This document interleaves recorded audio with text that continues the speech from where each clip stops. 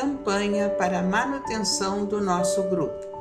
Participe acessando nosso site.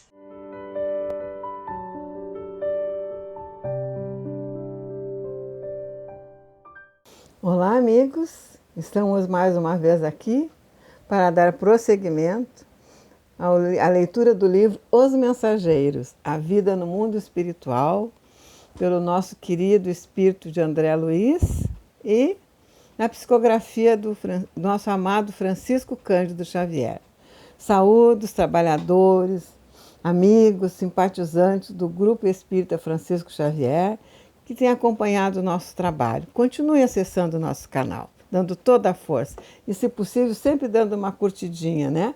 Hoje nós vamos ler o 49, o 40 e o 50, mas antes vamos lembrar do 47 e do 48. O capítulo 47, no trabalho ativo.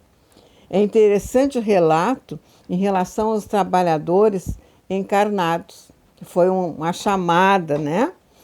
Que nos mostrando bem como é que é essa situação, né? A inconstância dos pensamentos que interfere na organização mediúnica do trabalho espiritual. Foi bem profunda essa lição, né? Como a gente tem que cuidar, né? Já que vai para o trabalho, se entregar no total, né? Sem deixar que nada interfira no nosso pensamento. Né? Isso é um trabalho que a gente tem que aprender a fazer, né? E o 48 é Pavor da Morte. É o caso da mocinha, né? Tinha os seus 30 anos, desencarnada já, mas como o noivo foi lá interferir para ajudá-la, ela permaneceu no cadáver. Ali fechava os olhos, que não queria enxergar, né? Porque enxergava ele e sabia que ele tinha desencarnado há muitos anos. E ela tinha um detalhe, ela nunca se interessou por religião, né? Não tinha aquela coisa assim da religiosidade. Então, passou, apesar de ser boa, deu para entender ali, né? Aí Aniceto pediu para o rapaz se afastar um pouco, né? Aí, o espírito desencarnado dele se afastar, conversou com ela, e ela, achando que era um médico, pediu que ela descansasse, que ela se desligasse, né? E ela disse que realmente estava muito cansada. O próprio espírito, fazendo aquele esforço todo, né? Se desgastou. E aí ela dormiu, e aí sim ele pôde entregar a moça para o seu noivo, né? Porque ele já tinha construído uma casinha na espiritualidade para os dois. Linda história, né? Mas vejam como é que é, né? A falta, né? De uma preparação religiosa num espírito. A dificuldade para desencarnar morreu, mas o desencarne é que fica difícil, né? Então é isso aí, nem todos que morrem desencarnam, às vezes demora um pouquinho, né? Então vamos lá para o 49, que é outro capítulo muito interessante, Máquina Divina. Não se passaram muitos minutos e estávamos ao lado do agonizante, cuja situação preocupava o clínico espiritual. Era um cavalheiro de 60 anos presumíveis que a leucemia aniquilava morosamente. Há muitos dias se encontra em coma, explicou o facultativo, mas temos necessidade de mais forte auxílio magnético para facilitar o desprendimento. É outro caso, né? Viu? No aposento, além de duas senhoras desencarnadas, a mãe do agonizante e uma parenta próxima, viam-se familiares encarnados dando mostra de grande aflição. Os dois lados, né? Os encarnados e os desencarnados. Nosso orientador examinou o enfermo detidamente e sentenciou: nada resta senão a necessidade de concurso para o desligamento final. Aniceto, a seguir, recomendou observássemos o moribundo com atenção. Concentrando todas as minhas possibilidades, fixei o enfermo prestes a desencarnar. Notei com minúcias que a alma se retirava lentamente através dos pontos orgânicos insulados. Assombrado, verifiquei que bem no centro do crânio havia um foco de luz mortiça, candelabro aceso às ondulações brandas do vento. enchia toda a região encefálica, despertando-me profunda admiração. A luz que você observa, disse o instrutor amigo, é a mente, para cuja definição essencial não temos por agora conceituação humana. Notando minha estranheza, Aniceto colocou-me a destra na fronte, transmitindo-me vigoroso influxo magnético e acentuou: repare a máquina divina do homem. O tabernáculo sagrado que o Senhor permitiu se formasse na terra para a sublime habitação temporária do Espírito. Agora, André, não está você diante de uma demonstração anatômica da ciência terrestre, examinando carne morta e músculos enrijecidos. Observe agora. O olho mortal não poderá contemplar o que se encontra à sua vista nesse instante. O microscópico é ainda pobre, não obstante representar uma nobre conquista para a limitada visão humana. A cooperação magnética do querido mentor modificara a cena e fui compelido a concentrar todas as minhas energias a fim de não inutilizar a observação pelo golpe de espanto. A luz mental, embora fosca, tornava-se mais nítida e o corpo do moribundo agigantou-se, oferecendo-me espetáculo surpreendente aos olhos ansiosos. Parecia-me o corpo agora maravilhosa usina nos mais íntimos detalhes. O quadro científico era simplesmente estupefativo. Identificado em grandes proporções, os 9 sistemas de órgãos da máquina humana, o arcabouço ósseo, a musculatura, a circulação sanguínea, o aparelho de purificação do sangue consubstanciado nos pulmões e nos rins, o sistema linfático, o maquinismo digestivo, o sistema nervoso, as glândulas hormonais e os órgãos do sentido. Essa é a nossa composição física, né? Tal revelação histológica era diferente de tudo que eu poderia sonhar nos meus trabalhos de medicina. A circulação do sangue semelhava-se ao movimento de canais vitalizadores daquele pequeno mundo de ossos, carne, água e resíduos. Milhões de organismos microscópicos iam e vinham na corrente empobrecida de glóbulos vermelhos. Presenciava a passagem de formas esquisitas, à maneira de minúsculas embarcações carregadas de bactérias mortíferas. Elementos maiores da flora microbiana transformavam-se em pequenos barcos hospedando feras minúsculas às centenas. Invadiam todos os núcleos organizados. Os órgãos, como os pulmões, o fígado e os rins, estavam sendo assaltados irremediavelmente por incalculável quantidade de sabotadores infinitesimais. E à medida que se consolidavam os micróbios invasores em determinadas regiões celulares, alguma coisa se destacava lentamente da zona atacada, como se um molde sempre novo fosse expulso da forma gasta e envelhecida.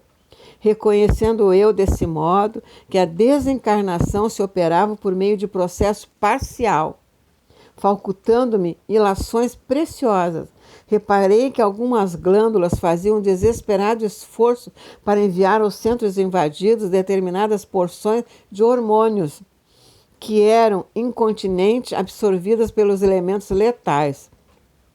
O plasma sanguíneo figurava-se líquido, estranho e gangrenoso. Pela excessiva movimentação da onda mental, observei que o moribundo tentava readquirir a direção dos fenômenos orgânicos, mas em vão. Todos os complexos celulares atritavam entre si e as bactérias pareciam gozar o direito de multiplicação crescente e festiva. Está vendo a máquina divina formada pelo molde espiritual pré-existente? Perguntou Aniceto, compreendendo-me a profunda admiração. O corpo do homem encarnado é um tabernáculo e uma bênção. Nesta hecatombe angustiosa de uma existência, pode você reparar que quase todos os movimentos do corpo estão subordinados à administração da mente. O organismo vivo, André, representa uma conquista laboriosa da humanidade terrestre, no quadro de concepções do Eterno. Pai, pode você agora identificar os movimentos da matéria viva. Cada órgão é um departamento autônomo na esfera celular, subordinado ao pensamento do homem. Cada glândula é um centro de serviços ativos. Há muita afinidade entre o corpo físico e a máquina moderna. São ambos impulsionados pela carga de combustível, com a diferença de que no homem a combustão química obedece ao senso espiritual que dirige a vida organizada. É na mente que temos o governo dessa usina maravilhosa. Não possuímos aí tão somente o caráter, a razão, a memória, a direção, o equilíbrio, o entendimento, mas também o controle de todos os fenômenos da expressão corpórea. Na sede mental e, consequentemente, no cérebro, temos todos os registros de distribuição dos princípios vitais aos núcleos celulares, inclusive a água e o açúcar. Os centros metabólicos são grandes oficinas de trabalho incessante. A mente humana, ainda que indefinível pela conceituação científica limitada na Terra, é o centro de toda a manifestação vital no planeta.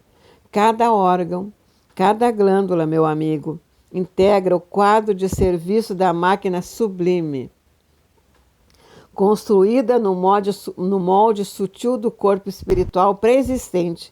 E é por isso mesmo que chegará o tempo em que a ciência reconhecerá qualquer abuso do homem como ofensa causada a si mesmo. Que lindo, né? O que ele está falando. E é uma realidade, né?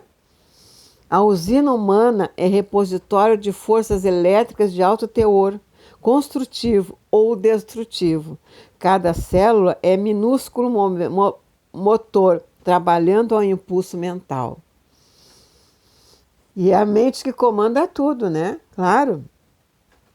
Aniceto calou-se por momentos, enquanto eu via aterrados os mais estranhos fenômenos microbianos no corpo do moribundo, volveu ele a palavra educativa.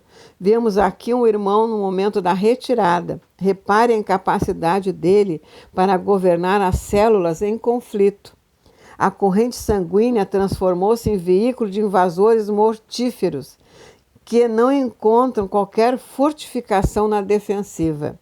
Observe e identificará milhões de unidades da tuberculose, da lepra, da difteria, do câncer, que até agora estavam contidos nos porões da atividade fisiológica, pela defesa organizada, e que se multiplicam assustadoramente de par com outros micróbios tão prolíferos quanto terríveis.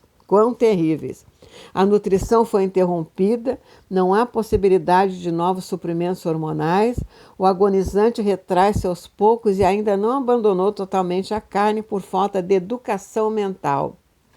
Vê-se pelo excesso de intemperança das células, sobre as quais não exerce nem mesmo um controle parcial, que este homem viveu bem distante da disciplina de si mesmo. Seus elementos fisiológicos são demasiadamente impulsivos, atendendo muito mais ao instinto que ao movimento da razão concentrada. A falar verdade, esse nosso amigo não se está desencarnando, está sendo expulso da divina máquina na qual, pelo que vemos, não parece ter prezado bastante os sublimes dons de Deus. Encerramos esse capítulo com muita lição. Vejam só o que destrói essa máquina, né? Muitas vezes a imprudência, a alimentação sadia, os pensamentos, né? Que influem muito nisso tudo.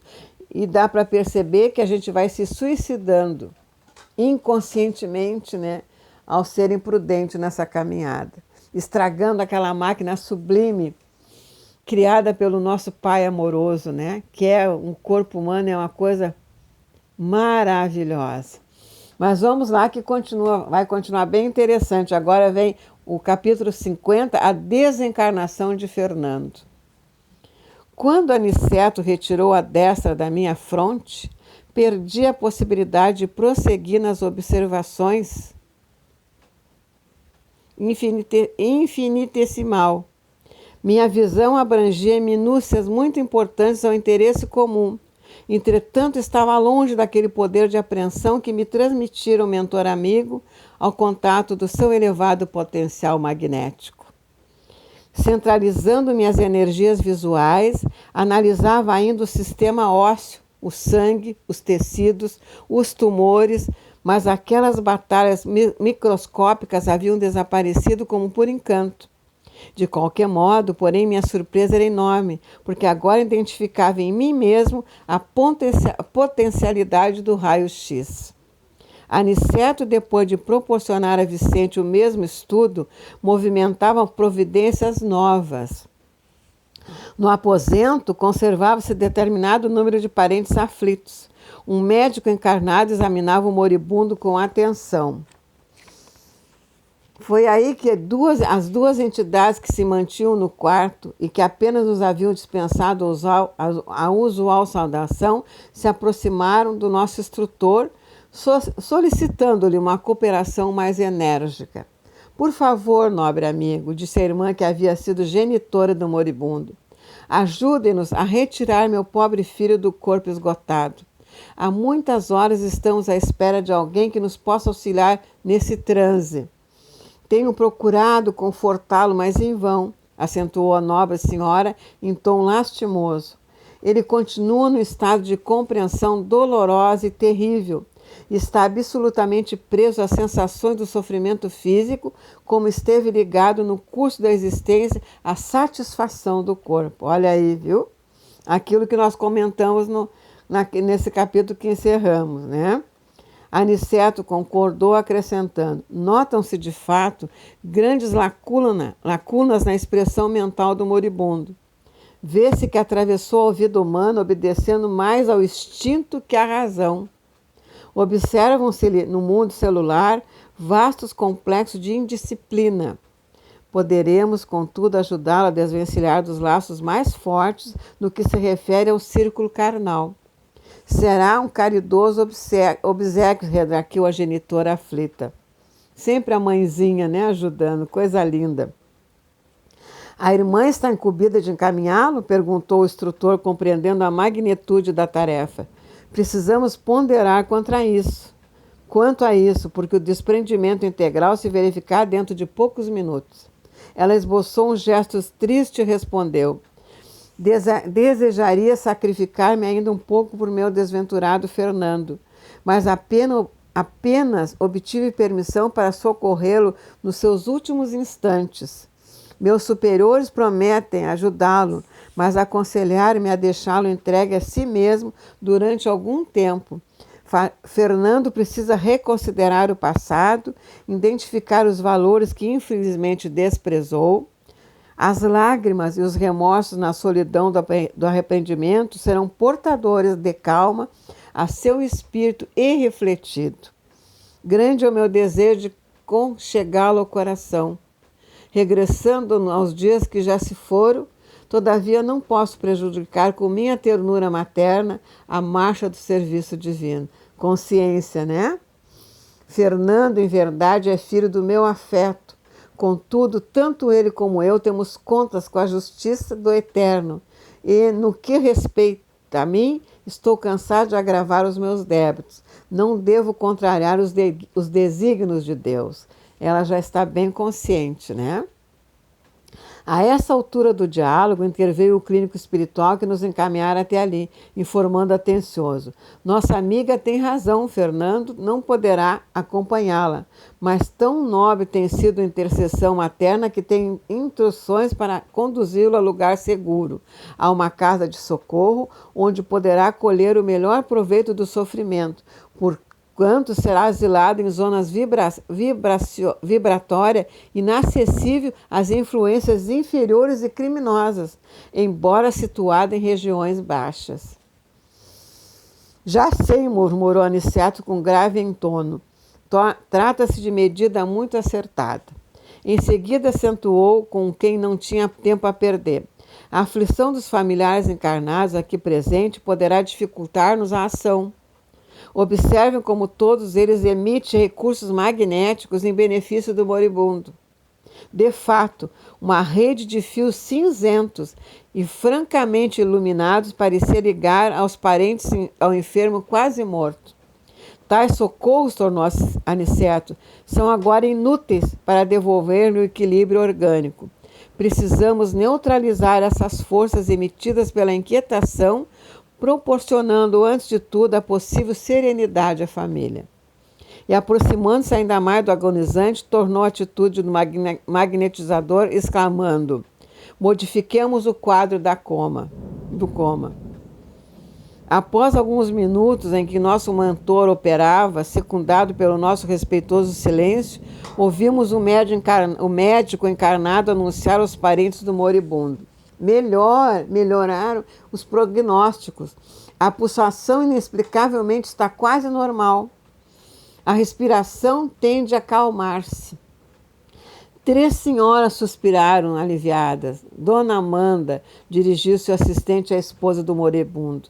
Convém que vá repousar, levando as suas cunhadas. O senhor Fernando está muito tranquilo e a situação é francamente favorável.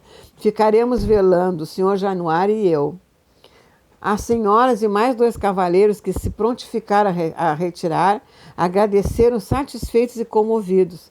Permaneceram no aposento somente um médico e um irmão do agonizante. A melhora súbita tranquilizara a todos, e aos poucos os fios cinzentos que se ligavam ao enfermo desapareceram sem deixar vestígios. Veja só o que influencia, né? Na hora do desencarne, o pensamento da família. E aqui é aquela melhora da morte, né? Que a gente conhece muito bem.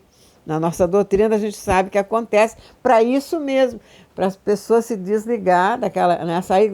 Desligar a mente do paciente, do doente, né? E poder sair, inclusive, do ambiente, né? Muito interessante essa explicação bem clara, né? Abramos a janela, disse o médico satisfeito. O ar talvez acelere as melhoras do nosso amigo. O senhor Januário atendeu abrindo a ampla vidraça. Fundamente espantado, reparei que 3 rostos horríveis pela expressão diabólica surgiram de repente no peitoril e interrogaram em voz alta: como é? Fernando vem ou não vem? Ninguém respondeu. Notei, porém, que Aniceto lhes dirigiu o significativo olhar, compelindo-os tão só com essa medida a desaparecer. Meia hora passou, dentro da qual o médico e o senhor Januário, quase despreocupados do agonizante pelas melhoras havidas, encetaram uma conversação animada relativamente a problemas do mundo. Aproveitou Aniceto a serenidade ambiente e começou a retirar o corpo espiritual de Fernando. Desligando-o dos despojos, reparando eu que iniciara a operação pelos calcanhares, terminando na cabeça, a qual, por fim, parecia estar preso moribundo por extenso cordão, tal como se dá com os nasciturnos terrenos. Aniceto cortou com esforço, o corpo do Fernando deu um estremeção, chamando o médico humano a um novo quadro. A operação não fora curta e fácil, demorava-se longos minutos, durante os quais viu o nosso instrutor empregar todo o gabedal de sua atenção e através de suas energias magnéticas. Olha a trabalheira, né, meus irmãos? Eles trabalham, né? A família do morto, informada pelo senhor Januário, aflita, penetrou no quarto e ruidosamente. A genitora do desencarnado, porém, auxiliada por Aniceto e pelo facultativo espiritual que nos levara até ali, prestou ao filho socorros necessários. Daí instante, enquanto a família terrena se debruçava em pranto sobre o cadáver, a pequena expedição constituída por 3 entidades, as 2 senhoras e o clínico, saía conduzido o desencarnado ao Instituto de Assistência, reparando eu, contudo, que não saíam utilizando a volitação, mas caminhando como simples mortais. Sentia-me fortemente impressionado. Intrigava-me sobretudo, o aparecimento daqueles rostos satânicos quando se abrir a janela. Por que semelhante menosprezo a um agonizante? Retirando-nos da residência, o instrutor me fitou atento e, antes que formulasse qualquer pergunta, esclareceu. Não se preocupe tanto, André, com os vagabundos que esperavam nosso irmão infeliz.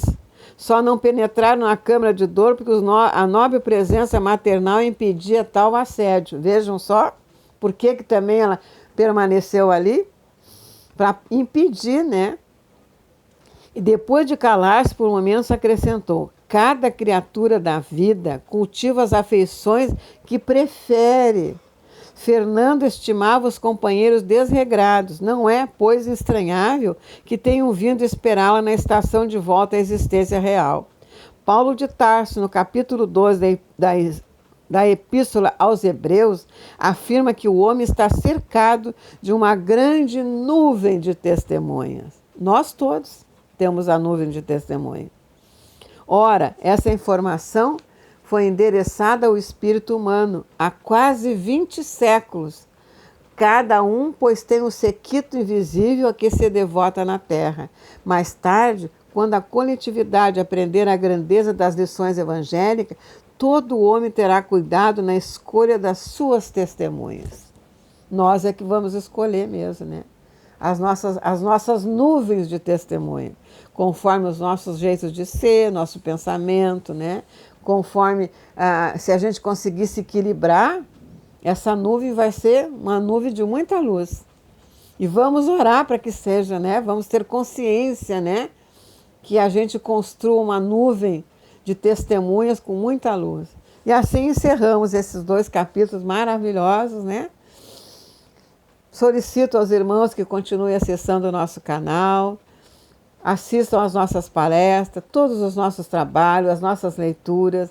Domingo, os nossos trabalhos ainda, né, lindos, o trabalho da família. Continue acessando, dando um ok aos nossos trabalhos. Que Deus, com a sua infinita misericórdia, continue nos amparando. Até a próxima, meus amados. Se Deus quiser. Um grande abraço. Campanha para a manutenção do nosso grupo. Participe acessando nosso site